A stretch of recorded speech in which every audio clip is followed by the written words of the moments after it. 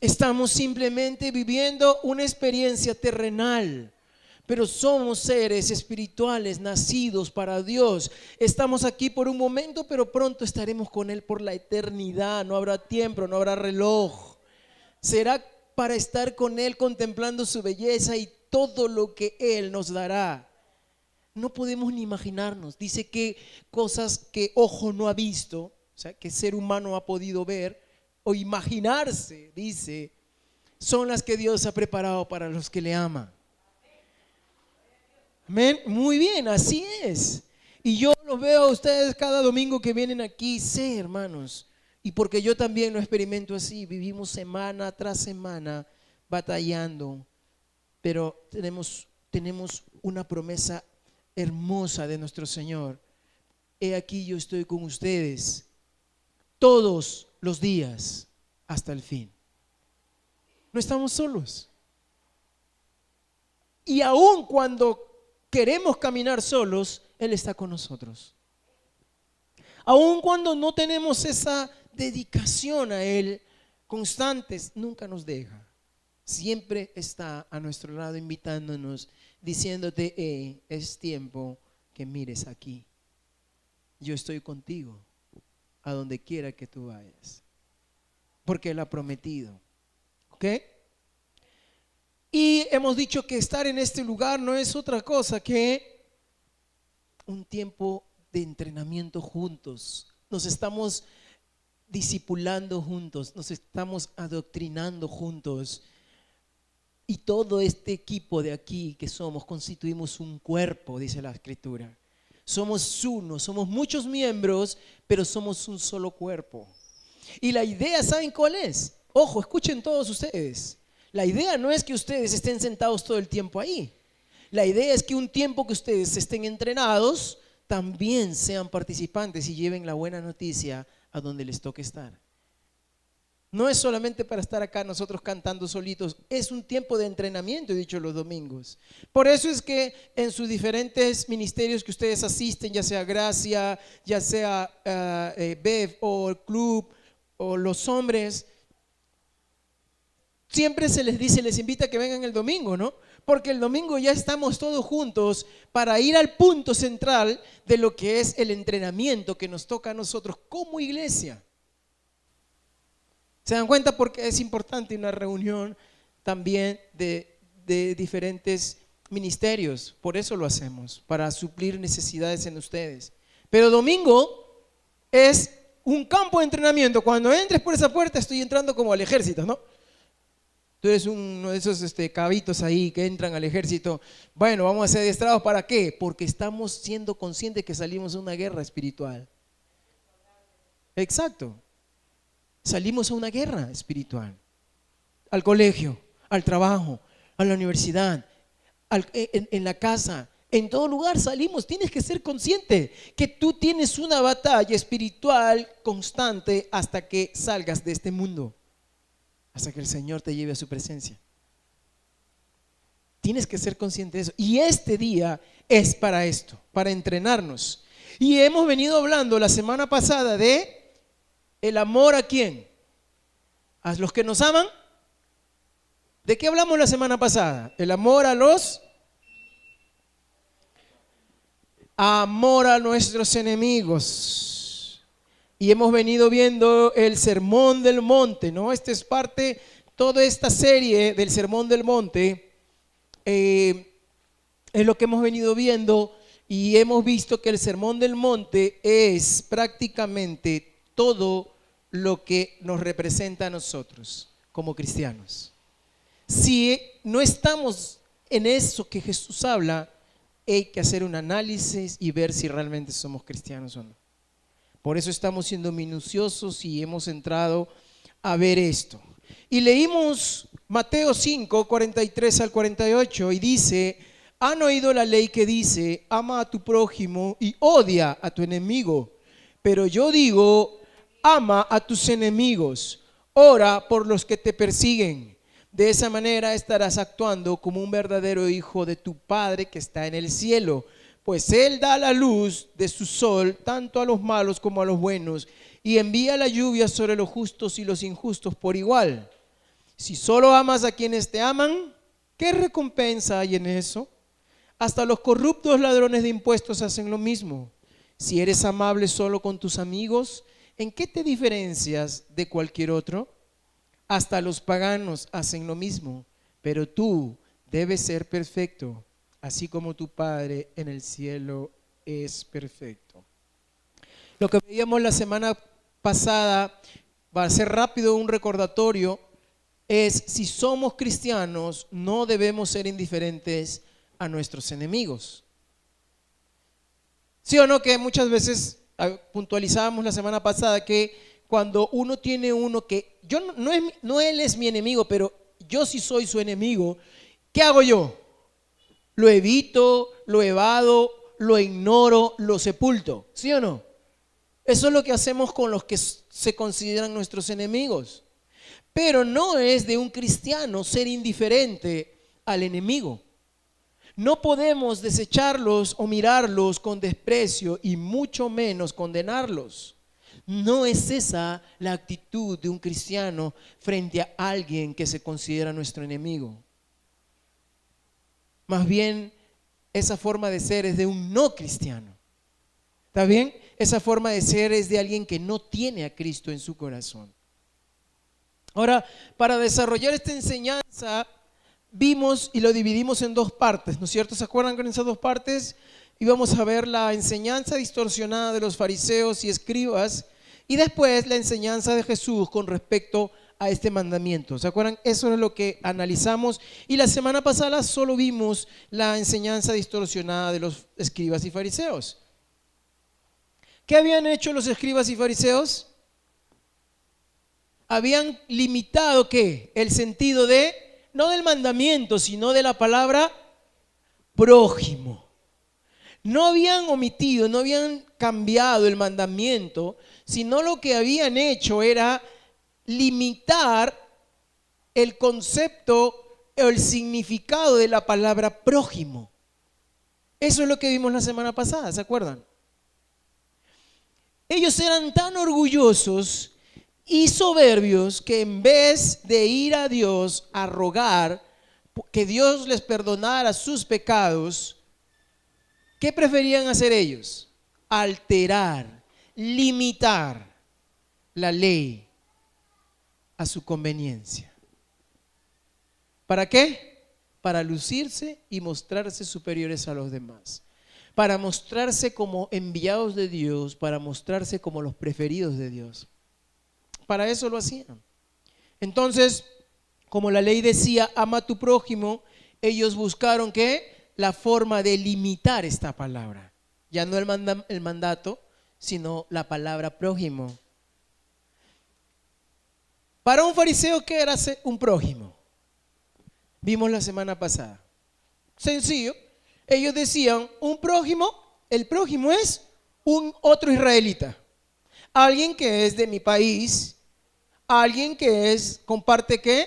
Mi misma religión, alguien que comparte las mismas cosas que yo amo, ¿no? Ese es mi prójimo. Y ese era el concepto que ellos tenían acerca de lo que era la palabra prójimo. Entonces, es por esa razón que para ellos ya afirmaban y decían que por esta razón tú tenías permiso de Dios para odiar y aborrecer al que no era tu prójimo. ¿Está bien? Entonces, acuérdense que el pueblo de Israel estaba ¿qué? Estaba esclavizado del pueblo romano. Si un romano significaba para ellos un enemigo a quien debían aborrecer. Un samaritano era su enemigo a quien ellos debían aborrecer. Cualquier otro que esté fuera de Israel tenían el permiso de Dios para aborrecer, ¿no? Entonces, limitaron esta palabra. Pero, ¿quién era el prójimo para Dios? ¿A qué se refiere prójimo para Dios? Y se acuerdan cómo Jesús dio un ejemplo magistral en Lucas 10 que vimos, ¿se acuerdan? Cuando a este hombre le pegaron, le dieron duro, le robaron y pasó un sacerdote y lo ignoró, pasó un levita y lo ignoró y de repente pasó un samaritano, lo cargó, le curó sus heridas, lo subió a su asno, lo llevó a un lugar y lo dejó ahí para que lo cuidaran. Y Jesús preguntó, ¿quién de ellos es el prójimo? ¿Y qué dijo este fariseo? El que hizo bien, porque no podía pronunciar la palabra samaritano, porque para ellos era como ensuciarse la boca. Un samaritano para ellos era un perro.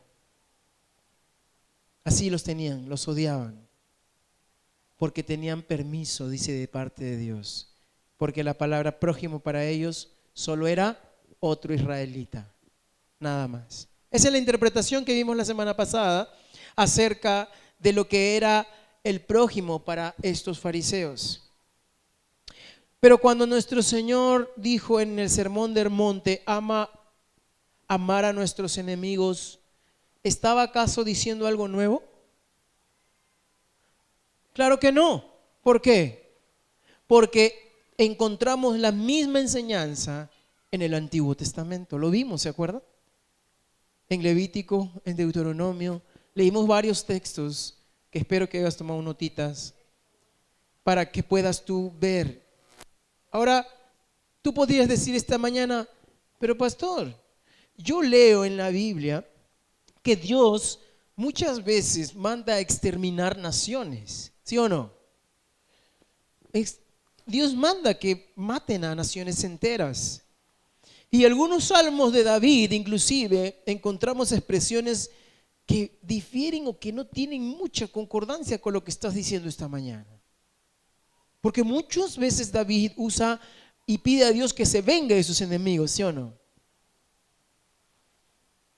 Y acá nos agarra. Por eso estamos esta mañana aquí, para que tengamos respuestas de lo que, porque la Biblia no se contradice. Un ratito está diciendo que Dios dijo que deberíamos amar al prójimo, y para Dios el prójimo no solamente es un israelita o un compatriota tuyo, sino cualquier persona es tu prójimo.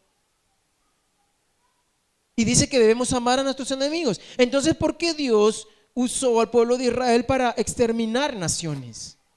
¿Por qué Dios a través de David compone música que habla de venganza contra sus enemigos? Y tú dirás, entonces, ¿cómo es la cuestión? Y hermanos, déjame decirte que hay muchos creyentes que están tan confundidos y no saben qué responder frente a esto.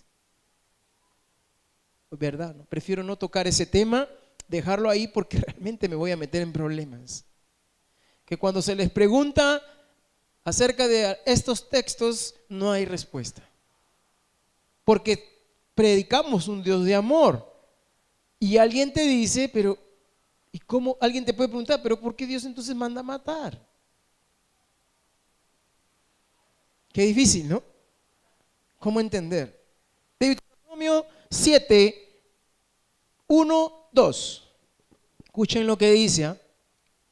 Cuando el Señor tu Dios te lleve dentro de la tierra donde estás a punto de entrar, ¿a quién le está hablando Dios? A Moisés, para el pueblo de Israel que había estado 40 años en el desierto, y le está diciendo que lo va a llevar a la tierra prometida. Y le dice, cuando el Señor tu Dios te lleve dentro de la tierra donde estás a punto de entrar y que vas a poseer, Él te abrirá camino quitando de tu paso a muchas naciones. Los hititas, los gergeseos, los amorreos, los cananeos, los fereceos, los heveos y los jebuseos, todos los cananeos. Todos estos componen Canaán. Dios no le promete que le va a dar la tierra de Canaán. La tierra de Canaán estaba habitada por todas estas naciones. Eran una sola. Canaán estaba lleno de todos estos. Ahora, esas 7 naciones son más fuertes y numerosas que tú. Cuando el Señor tu Dios las entregue en tus manos y las conquistes, ¿qué dice? debes destruirlas por completo. ¿Dónde entonces queda que debemos amar a nuestros enemigos? ¿Se está contradiciendo Dios?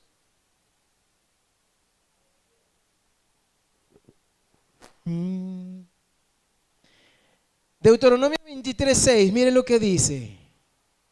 Jamás en tu vida buscarás el bienestar ni la prosperidad de los amonitas ni de los moabitas. Total, ¿en qué quedamos? ¿Quién es el prójimo? Cualquier persona es el prójimo. Pero ¿por qué Dios está diciendo que no debes buscar el bienestar? Y Jesús va a decir que tú debes bendecir a los que te maldicen, orar por los que te persiguen o ultrajan. ¿Qué pasó?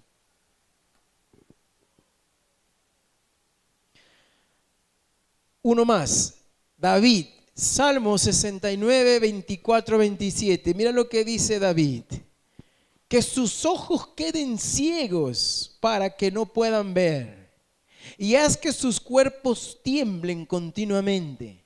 Derrama tu furia sobre ellos, consúmelos en el ardor de tu enojo, que sus casas queden desoladas y sin carpas, desiertas, a quien tú has castigado.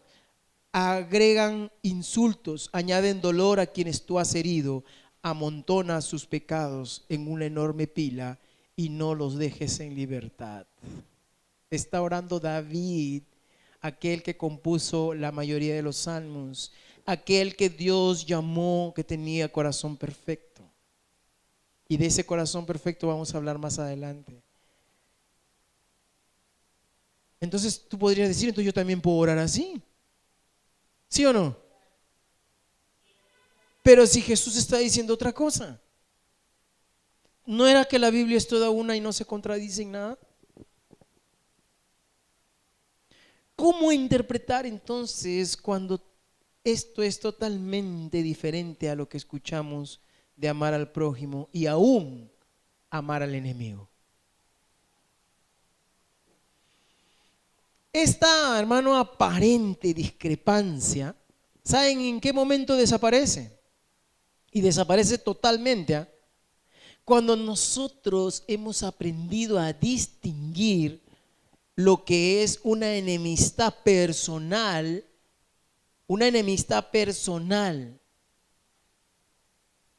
y otra es la ira santa que debemos tener a los enemigos de Dios y a la de su justicia. ¿Entienden? Podemos entender con claridad lo que dice la Biblia cuando podemos distinguir entre mi situación y otra persona y entre el celo santo de Dios contra el pecado. Cuando Jesús está hablando de nuestros enemigos, está hablando de tu corazón contra aquel que es tu enemigo. Y otra cosa es hablar de los enemigos de Dios. Otra cosa es que tú te vengues y otra cosa es que Dios se vengue en su sabiduría de los enemigos. ¿Está bien? Ahí claramente te vas a dar cuenta que no hay contradicción en la Biblia. Porque no podemos mezclar una cosa con la otra. Yo no puedo hablar de mi venganza porque ahí sí estaría contradiciendo lo que dice Dios. No te vengues, mía es la venganza, yo daré el pago. Pero cuando hablamos de la venganza de Dios frente a cualquiera, porque déjame decirte que Dios es dueño de todo y hace lo que quiere porque sabe más que tú y yo. ¿Está bien? Ahora, Israel, hermanos, era una nación que, una palabrita, teocrática. ¿Qué significa esta palabra teocrática? Para que todos los cristianos debemos saberla. Teocrática es una que tienen un solo Dios, el cual es Dios. Israel era una nación teocrática. Tenemos un solo Dios. La iglesia, ¿somos teocráticos o no? Tenemos un solo Dios. ¿Ok? Y hermanos, escúchame bien, en muchas ocasiones, solo en algunas ocasiones, Dios usa a Israel para ejecutar sus juicios sobre naciones que habían alcanzado un grado de maldad que era necesario desaparecer. ¿Sabes cómo eran las ciudades estas? Yo podría tomarme un buen tiempo hablando, leyendo lo que está en Génesis, pero ¿saben qué? Tomaría demasiado tiempo, pero tú puedes hacerlo. ¿Saben qué hacían estas personas? Había incesto, tenían relaciones con los animales. Era de lo más corruptos y de los más asquerosos que podía haber en la tierra. Estas personas, que Dios le está diciendo a Israel que los extermine. Ahora, acuérdense bien algo. Dios usa a Israel para cumplir un propósito que Él tiene. Pregunto, ¿el diluvio qué fue? Dios no exterminó a la raza humana, solamente quedó una familia. ¿Qué usó Dios para exterminar a esta raza humana? El diluvio. Ahora simplemente está usando a Israel para cumplir también un propósito de exterminar naciones que Dios... Ahora, ¿cuánto tiempo piensan ustedes que pasó antes de que Dios diera juicio contra estas naciones, antes que estas naciones desaparecieran? ¿Se acuerdan cuando Dios usó a un ángel para matar a los egipcios? Dios usa lo que quiera para exterminar a personas que Él no es que no tenga misericordia, sino que Dios es tan sabio que conoce si tú te vas a arrepentir o no. Les dio tiempo para arrepentirse. Los desastres naturales que existen ahora. Oye, Dios está en control absoluto de todas las cosas y Él está haciendo ver lo que Él quiere. Que entiendan que Él es el soberano. Así como usó todas estas cosas, usó también al pueblo de Israel para cumplir sus propósitos. Mira lo que dice Levítico 18:24. Y aquí vas a entender por qué. No se contaminen con ninguna de estas prácticas, le está diciendo Dios a Israel. ¿Con las prácticas de quién? De los jebuseos, amorreos, ya, de los que hemos leído, Canaán, de ellos, de los cananeos. Todos estos grupos conforman Canaán, ¿ok? Porque los pueblos que estoy expulsando delante de ustedes se contaminaron haciendo todas esas prácticas. Si tú lees todo el Levítico 18, vas a ver, léelo y cuando llegues a tu casa vas a ver todo lo que hacían estas naciones. Levítico 18. Estoy leyendo solo los últimos versículos. Debido a que toda la tierra se ha contaminado, voy a castigar a los pueblos que viven en ella. Mira lo que dice. Haré que la misma naturaleza en lo que Dios ha creado, es tanta la corrupción, el pecado, que Dios permite que la misma tierra empiece a tragarse, dice, o vomitarse a la gente. Ahí lo dice claramente.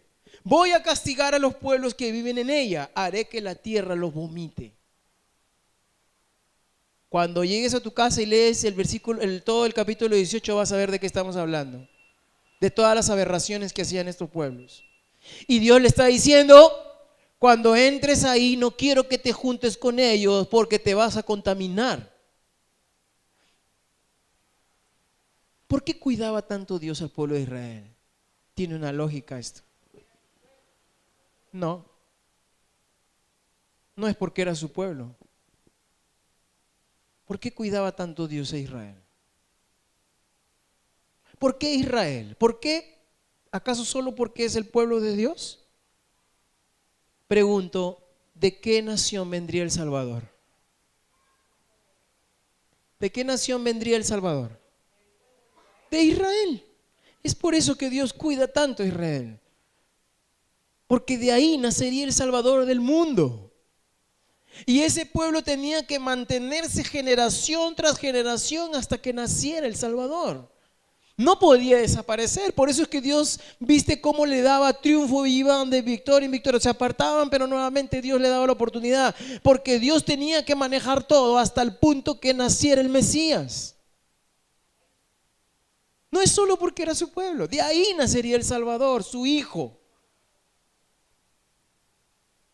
El Mesías prometido vendría a través de Israel. Por eso la lógica del triunfo de Israel frente a las naciones tenía que abrirse paso para preparar el camino para que vendría el Salvador del mundo. Dios solo mandó a exterminar a 2 naciones. La Biblia, si tú la lees, hay solo 2 naciones que Dios manda a exterminar por completo. Ya hemos visto una, los cananeos, ¿ok? Y el otro grupo son los amalecitas. Cuando Saúl es rey de Israel, Dios le manda a que extermine aún a los de pecho. ¿Se acuerdan que dijo? Y lo hizo, escuchen bien hermanos, mandó exterminar a estas naciones después que agotaron su paciencia a través de la maldad que practicaban estos pueblos. Después de haberles dado oportunidad de arrepentirse, por si acaso, acuérdense de Nínive. Cuando Nínive iba a ser destruida, Dios manda a Jonás y el pueblo se arrepiente. ¿Qué hubiera pasado si Nínive no se hubiera arrepentido? Dios iba a destruir Nínive también, como lo hizo con Sodoma y Gomorra. Yo hago una pregunta: ¿estos pueblos sabían de Dios o no? Claro que sabían. ¿Saben por qué? ¿Se acuerdan de Ra? De Ra, a los 2 espías. ¿Qué dijo ella? ¿Qué decían ellos? Porque nosotros sabemos de cómo Dios abrió el mar. Nosotros sabemos todo lo que Dios ha hecho. Ellos sabían. Dios les había dado oportunidad que se arrepientan. Dios les había permitido conocer a estos pueblos cananeos y amalecitas, saber quién es Dios. ¿A quién le da la promesa Dios? ¿A quién? A Abraham, ¿no es cierto? Y se cumple entre Abraham y Josué, el heredar la tierra. ¿Saben cuántos años pasaron antes de que Dios entregara a estos pueblos en la mano de Israel? 400 años. 400 años les dio Dios a esta gente para que se arrepintieran y no lo hicieron. Ahora, los amalecitas. ¿Sabes a quién le dice Dios que va a destruir a los amalecitas? A Moisés. Y lo hace en el tiempo de Saúl, primer rey de Israel. ¿Saben cuántos años pasaron antes de que Dios destruyera por completo esta ciudad? 500 años.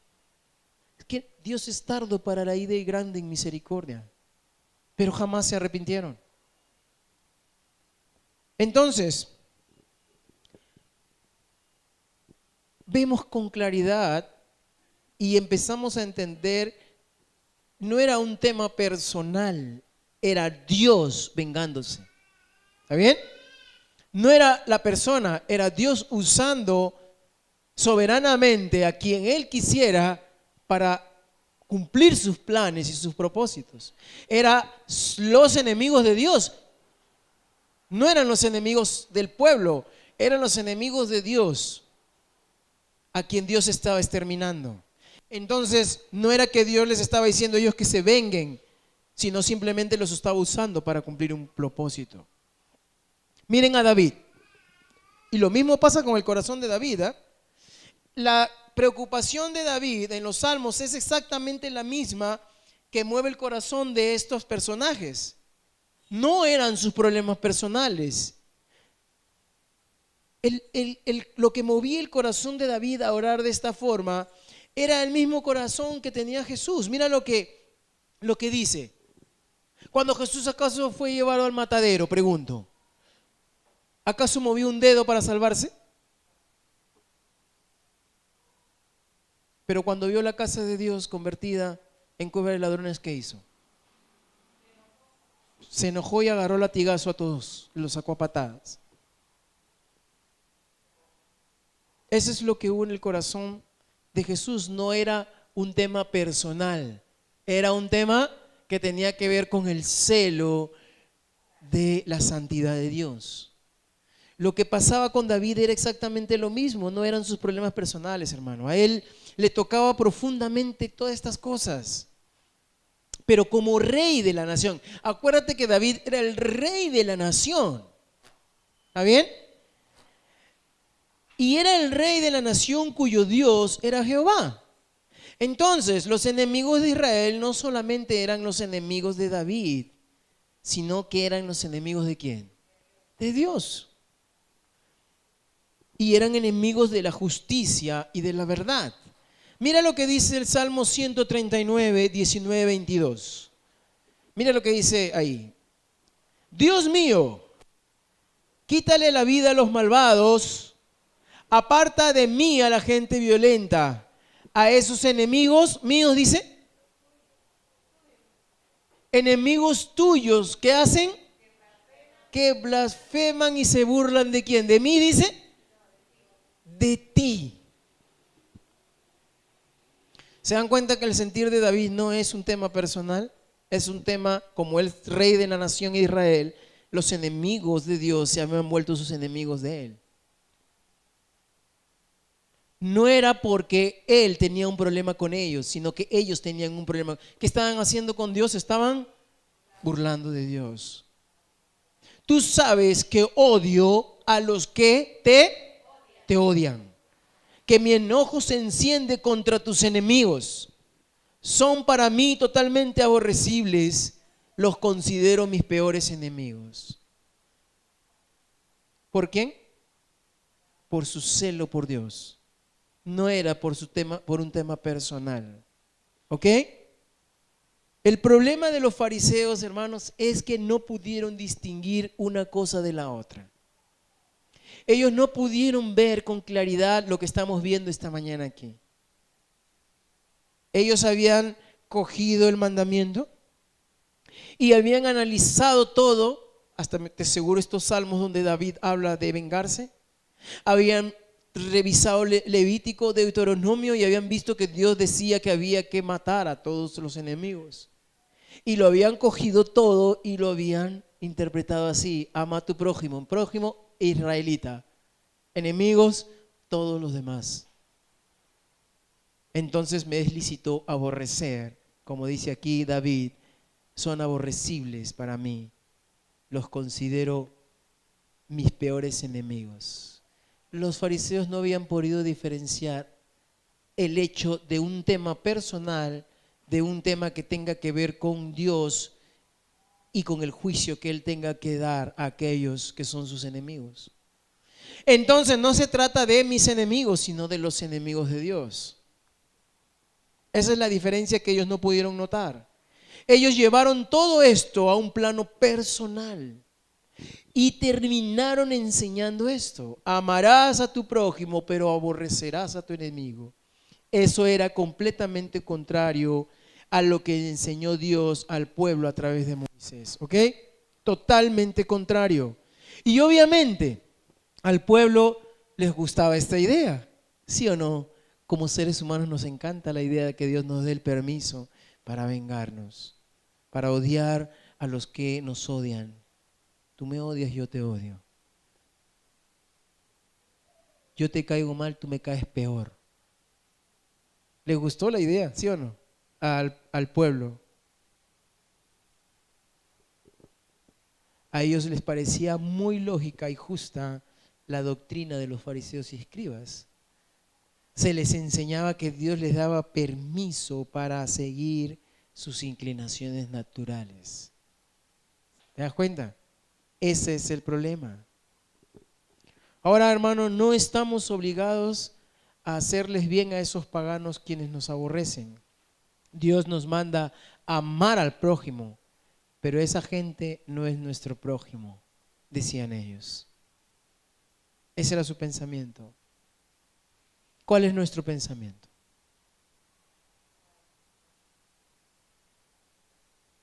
Pero Jesús, ¿qué les va a decir? Jesús les dice: eso fue lo que ustedes han oído. Pero yo digo, ama a tus enemigos. Ora por los que te persiguen. Bendice a los que te maldicen. Hagan bien a los que los aborrecen. Jesús vino a cumplir, hermanos, exactamente lo que dice el Antiguo Testamento. Jesús no está hablando de dos dioses diferentes. Dios es el mismo Dios del Antiguo Testamento y del Nuevo Testamento. Ahora, es cierto que ese es el mismo carácter que tiene Dios. Exactamente el mismo. El carácter de Dios no ha variado en lo absoluto. El mismo Dios del Antiguo Testamento es el Dios del Nuevo. No hay variación en Él. No podemos dudar eso como hijos de Dios, ¿ok? Como cristianos no podemos poner en duda que el Dios del Antiguo Testamento era más severo que el Dios del Nuevo. Que el Dios del Antiguo Testamento era menos permisible que el Dios del Nuevo. No hay diferencia, Dios no cambia. El mismo Dios que es un Dios lleno de justicia, también es un mismo Dios lleno de misericordia. No olvidemos eso. Jesús ha venido a cumplir eso. Ahora, es indudable que la misericordia de Dios se revela con mucho más en el Nuevo Testamento, ¿no? ¿Por qué? Porque Jesús trajo una revelación mucho más completa. Ahora nosotros podemos entender mejor, porque Jesús nos explicó y nos enseñó cómo debía ser en verdad. Por esa razón es que podemos decir que de repente en este tiempo la misericordia de Dios se revela mucho más, o sea, es mucho más claro cuán misericordioso es Dios, pero una revelación que no va a contradecir lo que dice el Antiguo Testamento. ¿Ok? No lo contradice. Ahora, entonces, después, ya hermanos, de haber visto la forma en que los fariseos y los escribas distorsionaban la ley, vamos a ver ahora acerca de las enseñanzas de Jesús, del trato que debemos darles a los que se consideran nuestros enemigos. ¿Ok? El amor del que habla Jesús hacia los enemigos, hermanos, en estos textos va más allá de un simple sentimentalismo, ¿ok? No descansa en las emociones humanas, no descansa en tu ánimo de hacer bien o no. Hoy estoy bien, feliz, todo me ha ido bien, perdono a todos, saludo a todos, amo a todos. No depende de eso. Él dice que si vas a ser un cristiano verdadero, si vas a ser un ciudadano del reino, si vas a ser un hijo de Dios, debes amar a tus enemigos. No te está diciendo que si sientes amarlos lo hagas. Dice, debes hacerlo. No solo debes frenar ese deseo de venganza natural, mundano, pagano, caído en ti, sino que también debes amar. ¿Saben por qué? Porque ese deseo de venganza también lo puede lograr un pagano civilizado. Porque hay gente no cristiana, pero que es educada, es civilizada y evita los problemas. Y muchas veces es mucho más educado que un cristiano. Pero por eso les digo, el evitar vengarse puede hacerlo hasta un no cristiano. Pero el amar a un enemigo, eso sí es harina de otro costal. He ahí la diferencia. Entonces Jesús no está diciendo que debemos primero sentir. Cuidado con eso. Siento. Los cristianos no vivimos sintiendo. Siento obedecer a Dios. Siento buscar. Hoy no siento buscar a Dios. Ahora sí siento y lo busco. No. Los cristianos sabemos lo que debemos hacer. Sabemos lo que debemos hacer. ¿Y qué es lo que debemos hacer? Lo que agrada a Dios. Listo.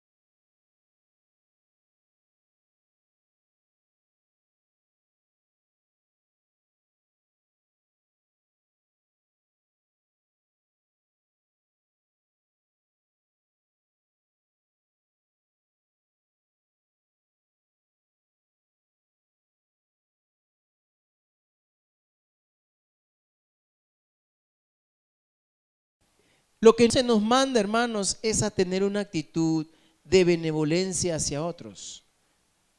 ¿Ok? Eso es lo que se nos manda. Debemos ser bondadosos con los demás, incluso aún con los que nos hacen daño.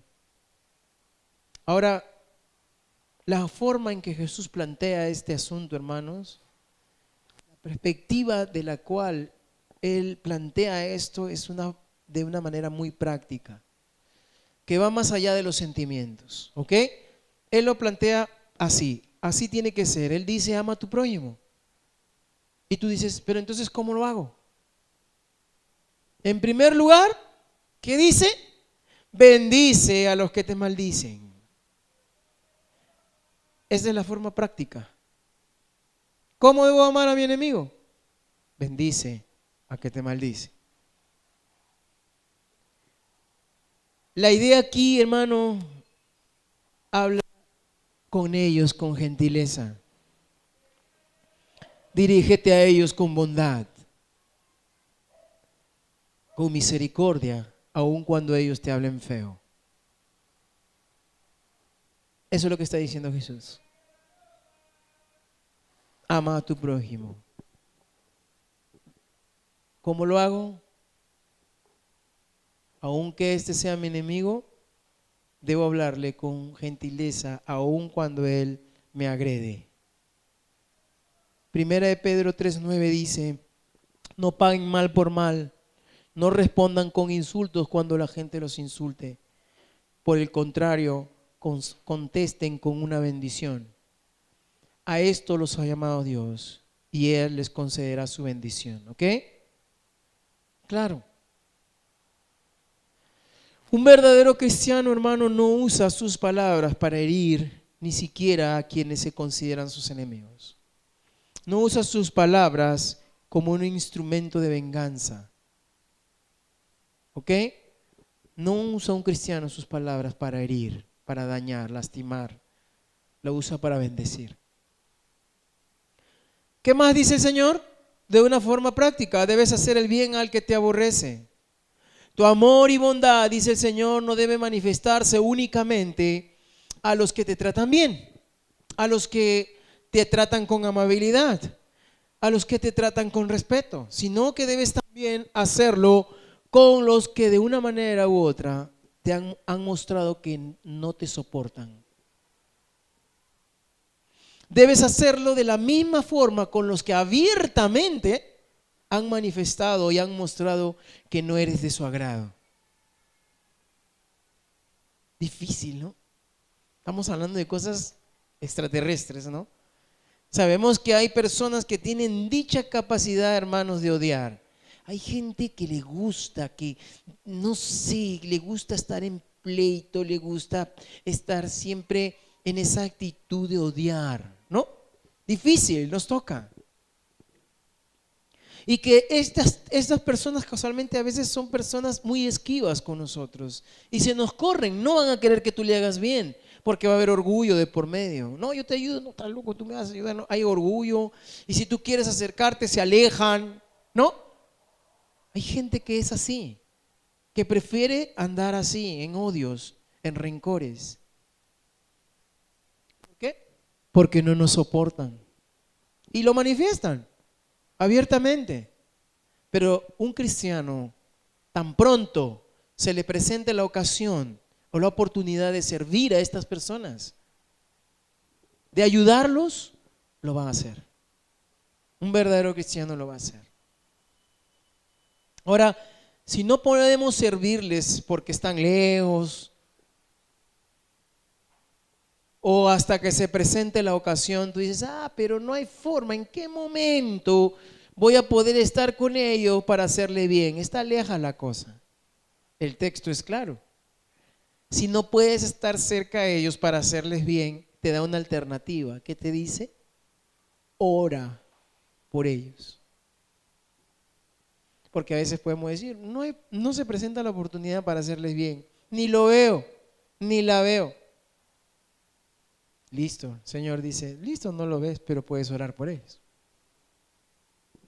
¿Se dan cuenta? Oren por los que los ultrajan y los persiguen. Pastor, pero yo he orado mucho por esa persona, ¿sí o no? He orado para que Dios se la lleve, para que ella no fastidie, ¿no? Pero no es de ese tipo de oración que estamos hablando. Es más bien orar por su bienestar. ¿Cómo si a la justas oro por mí y voy a estar orando por este que me ha hecho tanto mal? Que no quiero ni verlo más bien.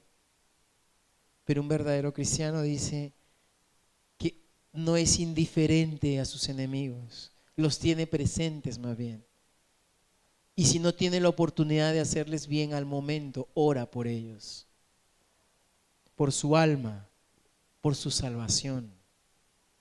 Aún si están enfermos, no me gozo, está enfermo, qué bueno que le pasó eso. No, oro por su sanidad, para que Dios los sane. ¿Se dan cuenta qué diferencia? Esto es lo que el Señor espera, hermano, de aquellos que le seguimos, de los verdaderos cristianos. Sabe que mientras que ellos nos vean a nosotros como enemigos, nosotros los vemos a ellos como nuestro prójimo. Ellos son nuestro prójimo. Ellos nos ven como sus enemigos. Nosotros los vemos a ellos como nuestro prójimo. Esa es la diferencia. Sabemos que su odio, hermanos, no es otra cosa que el hecho de que son esclavos de sus pecados y sus pasiones. ¿Sí o no? Nosotros como cristianos sabemos que el no cristiano está hundido en el pecado. Sabemos que está ciego. Y además tenemos que verlos con compasión, porque sentimos misericordia de ellos, porque sabemos dónde van al infierno. Están atados, cegados por el diablo. Son presas del enemigo. Nosotros cristianos sabemos eso. No podemos ignorar. No podemos estarnos peleando con un mundano. Sabemos que está en la oscuridad, nosotros estamos en la luz. Nosotros sí podemos ver y nosotros deseamos agradar a Dios. Nosotros deseamos representarle a Él. Esa es la visión que los verdaderos cristianos tienen de la vida. Ahora, es verdad, hermano, que esto es algo que debemos enfrentar día a día, ¿no es cierto? Ya que vivimos en un mundo muy agresivo. Nuestro mundo es un mundo súper agresivo, cada vez está peor. Cuando menos lo esperamos, nos encontramos con alguien que nos va a ofender, con alguien que nos va a querer pasar por encima, con alguien que va a querer hacer lo que quiere con nosotros, pisotearnos, con alguien que nos ultraje o nos humille, alguien que nos haga daño de alguna u otra manera. Es el pan de cada día, es algo que debemos enfrentar. Pero Jesús nos dice, hermanos, aquí que si somos hijos de Dios, ciudadanos del reino, debemos mirar a esas personas con ojos compasivos. Ellos actúan así porque están ciegos, no tienen el Espíritu de Dios en ellos para poder frenar esos impulsos, para actuar con tolerancia y con paciencia. No lo pueden hacer. El problema de estas personas, hermano, no es que te odien a ti, no es que me odien a mí. El problema de estas personas es que no tienen a Cristo en sus vidas. Ese es su problema, esa es su mayor desgracia. Y que van al camino de condenación. Cuando a Jesús lo maltrataron, lo escupieron, le humillaron, le crucificaron, ¿cuál fue su reacción? ¿Se quejó? Dijo, qué ingratos son todos estos. 3 años les he estado con ustedes haciéndole milagros, dándole cosas, mostrándoles tantas cosas. ¿Les sacó en cara? Dijo, ustedes no saben con quién se están metiendo, no saben que yo soy el Dios creador de los cielos y la tierra. ¿No saben que yo puedo llamar ahorita a los ángeles y los destruyan a todos ustedes? Él no usó ninguno de esas cosas. No usó su poder, hermanos. Él dijo claramente que podía entender que no sabían lo que hacían. Él lo sabía y nosotros también sabemos que ellos no saben lo que hacen. Su entendimiento ha sido entenebrecido. Sus ojos están cerrados a la verdad. Están en oscuridad y van a condenación. Nosotros, si vemos la luz y sabemos la verdad y conocemos la verdad y conocemos a Dios, somos hijos de Dios. Él no reclamó y dijo quién era Él, hermanos. No, más bien dijo, perdónalos. ¿Sintió qué? Compasión de ellos. Para ser cristiano, seguidor de Cristo, ciudadano del reino, entonces, para ser hijo de Dios, esa debe ser, en primer lugar, nuestra actitud. Esa debe ser la forma en que debemos asumir el odio de los hombres, con compasión, con misericordia. Ellos maldicen, ellos nos ultrajan, ellos nos persiguen, ellos nos aborrecen. Sin embargo, nosotros los bendecimos, nosotros les hacemos bien, nosotros oramos por ellos. Esa es la actitud de un verdadero cristiano. Y la pregunta en esta mañana entonces sería, ¿a qué grupo pertenecemos? ¿A qué grupo perteneces tú? ¿Al grupo de los que odian, de los que persiguen, los que maldicen, los que se vengan? ¿O al grupo de los que bendicen, oran, hacen bien, aun cuando son agredidos? ¿Pertenecemos al grupo que son duros con sus palabras? ¿Usamos nuestras palabras para herir, para vengarnos de los demás? ¿Hacemos uso de la palabra para hacerlos simplemente destruirlos? ¿O somos aquellos que agredimos a cualquiera que se cruza en nuestro camino? Veo, no puedo ni tocarme porque si alguien me toca, le digo hasta toda la letra del abecedario. Y le deseo que lo aplaste un tráiler. O somos aquellos que tienen problemas con todo el mundo. No podemos tener paz. En todo lugar tenemos problemas.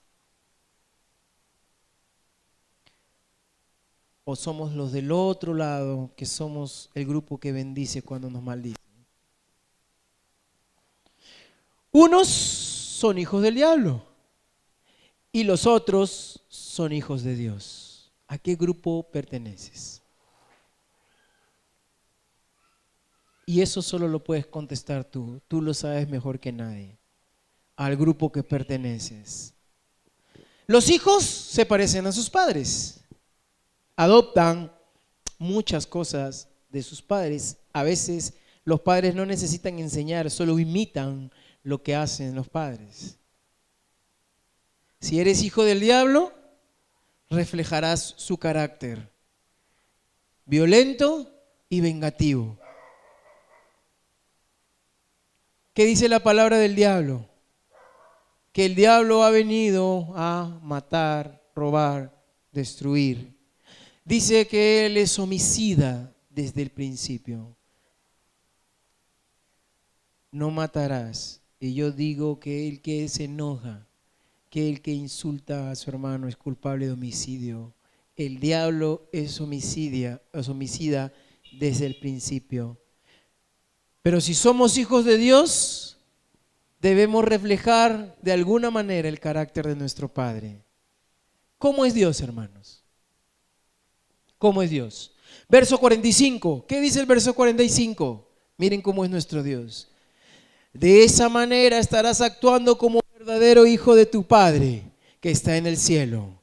Pues Él da la luz del sol tanto a los malos como a los buenos. Y envía la lluvia sobre los justos y los injustos por igual. Eso es Dios. Si somos nosotros hijos de ese Dios, miren lo que Él hace con los justos e injustos. ¿Acaso Dios discrimina y dice cuando salga el sol para que solo mis hijos lo disfruten? Y a los que no son mis hijos y son hijos del diablo, que le dé cáncer a la piel. ¿Eso dice? Dios hace salir el sol para buenos y malos. Cuando Dios da la lluvia en los campos, allá en la sierra, en los lugares donde hacen cultivo, dice que la lluvia que caiga sobre los que son buenos y son mis hijos, van a florecer las plantas, pero para los que son malos, el agua va a dañar más bien sus cultivos. ¿Así hace Dios? No.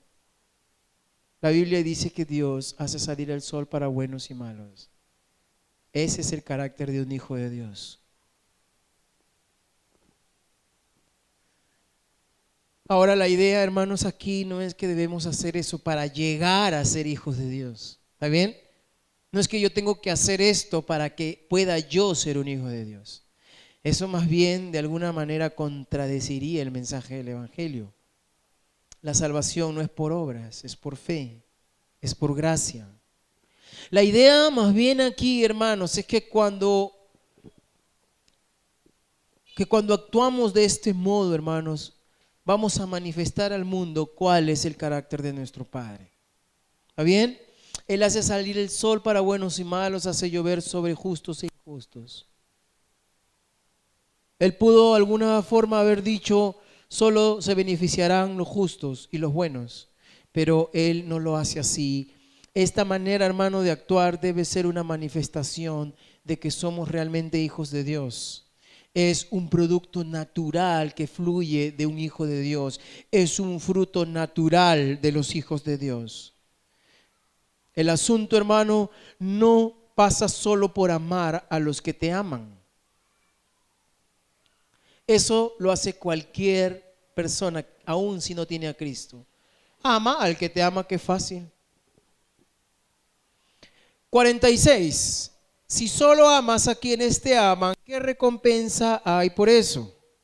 Hasta los corruptos cobradores de impuestos hacen lo mismo. Jesús está diciendo aquí que si haces eso, eres como un publicano, y eso es algo muy fuerte.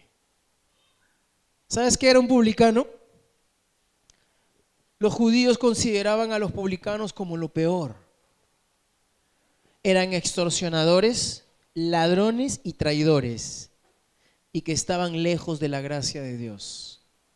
Eso era para un judío un publicano. Y Jesús está diciendo que si tú solo amas a los que te aman, eres como uno de ellos.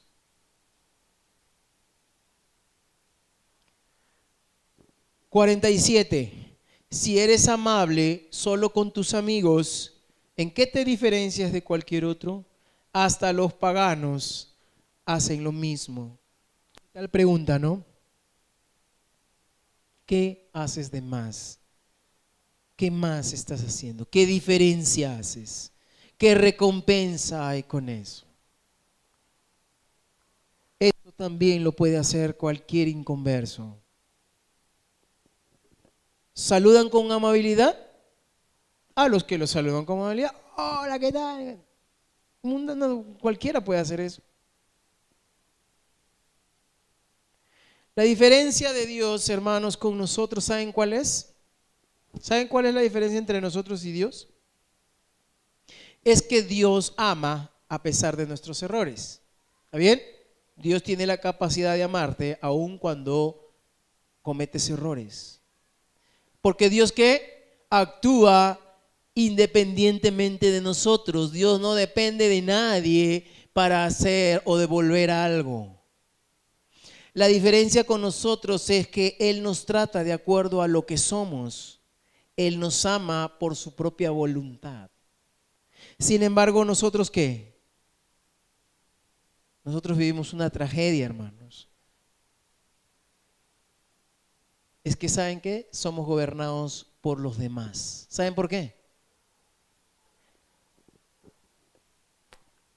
Porque vivimos de acuerdo a lo que los demás hacen o digan. Hacemos o tratamos a los demás como nos tratan.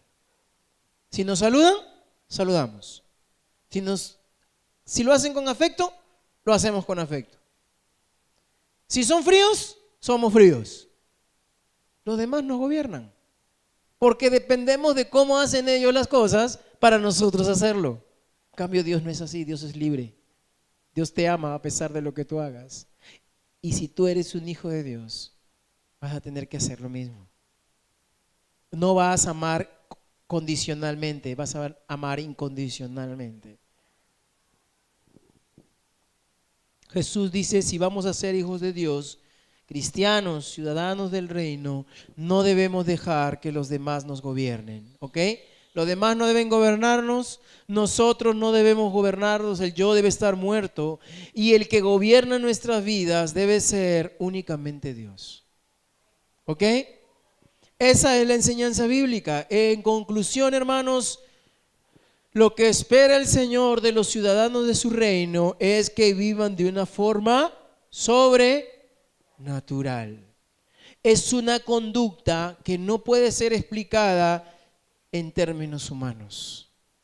Entonces, lo que estamos hablando esta mañana aquí no se trata de nosotros ni de los capaces que podamos ser. ¿Ok? No se trata de nosotros. Si somos decentes y civilizados para la gente del mundo, ellos van a decir, mira, son muy decentes y muy civilizados. ¡Bravo! Y Jesús nos preguntará, ¿y qué hacemos de más? Si eres decente y civilizado, los demás te van a ver como decente y civilizado. Pero, ¿qué haces de más? Es la pregunta. Tú dirás, pero yo voy a la iglesia. La iglesia está llena de gente pagana también. Hay cristianos, pero también hay no cristianos que van a la iglesia. Hay muchos religiosos que asisten a la iglesia domingo a domingo. Hay muchos religiosos que pagan sus impuestos. Hay muchos religiosos que dan sus ofrendas. Jesús dice, ¿qué haces de más? Tú dices, yo oro. Hay mucha gente que ora. Los musulmanes oran. Los católicos oran. Los mormones oran.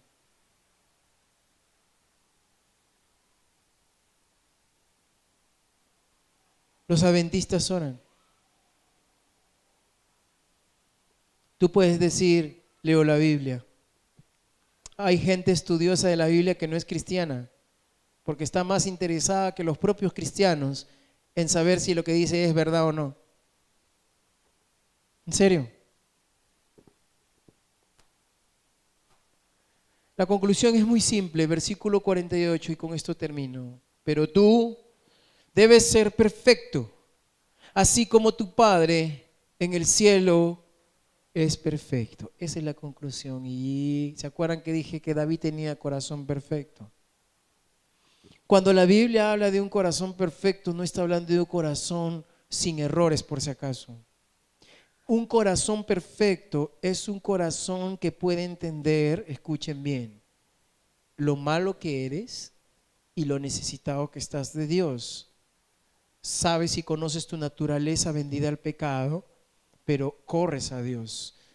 Te equivocas y sigues corriendo a Dios. Cometes errores y sigues corriendo a Dios hasta que ya no tienes que regresar por el mismo error, sino que Dios te ha dado la fortaleza y la fuerza para salir.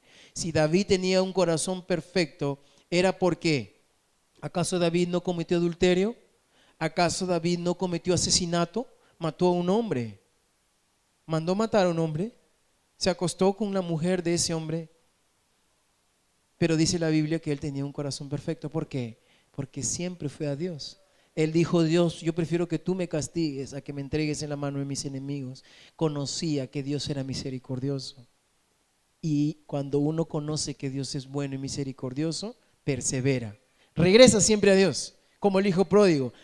Me acuerdo que tengo un padre. Voy y regreso a él.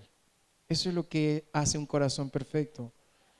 No se conforma y no sigue el camino del mal y se aparta, sino que entiende que es imperfecto, entiende que hay una necesidad y que si está en la situación que está es porque se ha alejado de su Padre. Ese es un corazón perfecto que entiende que debe estar cerca al Padre si es que quiere pasar por los baches que tenga en la vida, por las dificultades. Primera de Juan 4:8 dice, el que no ama, ¿qué dice? No ha conocido, porque Dios es. Si somos hijos de Dios, lo sobrenatural no es amar al que me ama. Él hace salir el sol para los buenos y malos. Dios ama a los buenos y a los malos y desea el arrepentimiento de todos. Si tú no amas a tu enemigo, si a la justas amas al que te ama, yo no sé cómo podemos decir que el amor de Dios está en nosotros. ¿Cómo podemos decir que hemos conocido a Dios? La Biblia lo dice. Ahora, hermano, tú dirás que es imposible de alcanzar, y tienes razón. Es imposible alcanzar esto que estamos diciendo esta mañana. Para un ser humano caído como nosotros, es imposible alcanzar esto. En nuestras fuerzas es imposible alcanzar esto. Esto, hermanos, no está en nosotros. Somos demasiado egocéntricos. Somos demasiado orgullosos para alcanzar esto. Pero para eso murió Cristo. Para eso sirvió su sacrificio en la cruz. Primera de Tesalonicenses 4:14 dice: así como creemos que Jesús murió y resucitó, así también Dios levantará con Jesús a los que murieron en él. ¿Estás muerto en Cristo? ¿Estás muerto en Jesús? Ese es el milagro de la salvación. Es que ese no se trata de ti y de tus fuerzas. Se trata de Él y de su poder y su gran amor para levantarte de entre los muertos. Segunda de Corintios 5, 14, 15. Quiero que y subrayes este versículo en tu Biblia, lo lleves en tu corazón, porque esto es nuestra vida cristiana, hermanos. El amor de Cristo nos lleva a actuar así, amando al enemigo, amando al prójimo. Nos lleva a actuar así, al pensar que si uno murió por todos, entonces todos murieron. Y Él murió por todos, para que los que viven ya no vivan para sí, sino para aquel que murió y resucitó por ellos. Hermano, el cristianismo se basa en vivir para Cristo. Tu razón de existir en este mundo no debe ser otra. Tú no debes decir, no, es que yo voy a vivir por mis hijos. Yo cuando miro a Emanuel o a Alison, yo digo, Señor, dame vida, pero principalmente no por ellos, sino por ti. Porque a veces decimos, no, yo tengo que seguir adelante y vivir porque ellos me necesitan. Dios, hermano, es soberano. Así tú y yo no estemos, nuestros hijos van a estar bien porque Él está vivo. Nuestra razón no debe ser, no, yo tengo que vivir y seguir viviendo, dame vida, porque ¿qué va a ser de mis hijos? ¿Qué va a ser de ellos sin mí? No, tu razón de existir se llama Jesús, porque los que viven ya no vivan para sí, sino que vivan para aquel que murió y resucitó por ellos. Si estás ahora viviendo para ti, perdóname, hermano, pero sigues rumbo al infierno. Si no estás viviendo para Cristo, y en tu forma de hablar, en tu forma de actuar, en la forma en que te expresas, en las cosas que, aún las cosas esas que compartes en Facebook, de lo que hablas, de lo que te ríes de las injusticias, de lo que te ríes del doble sentido, de todo lo que haces diariamente en tu vida. Eso es vivir para Cristo. Y quiero que sepas esta mañana que lo que te estoy diciendo es el secreto de una vida cristiana real. Claro, tú dices, ay, Dios mío, eso está difícil. No, es que yo creo que ya estoy frito pescadito. Yo creo que estoy listo para el infierno. Si lo ves desde tu perspectiva humana, caída, pecadora, te digo que tienes razón. Pero si te agarras fuerte de aquel que ha muerto por ti y empiezas a vivir para él, te vas a dar cuenta que todo lo demás no era tan complicado como tú pensabas, porque empiezas a amar y valorar lo que él tiene para ti. A ver, ¿por qué yo no hago de mi Facebook cualquier cosa? A ver, ¿acaso porque soy superior? Sino porque Dios me ha hecho entender que mi vida es para agradar a Cristo, y cuando yo pongo algo en Facebook lo hago pensando en los demás. Digo, lo voy a poner porque tal vez alguien sea bendecido con lo que voy a poner. Tal vez alguien toque su corazón lo que voy a poner. Y comparto algunas cosas que yo sé que me gusta compartir con mis amigos, con los que me aman, ¿sí o no? Mi enemigo seguro me va a poner ahí, si es posible ponerte odio, pondría, ¿no? Pero mis intenciones siempre van movidas a esa dirección. La otra semana voy a preguntar, y quiero que lo digan sin leer. Apréndanse este pasaje, 2 de Corintios 5, 14 y 15. Ya no viven ustedes. Y el otro texto que se deben aprender, que es similar a este, es Gálatas 2:20. Apréndanselo de memoria y digan: Señor, quiero que estos textos sean reales en mí. Ok, por favor, no caminen más en sus fuerzas. El cristianismo no se basa en cantar canciones cristianas, en ir a la iglesia. Se trata de vivir para Cristo.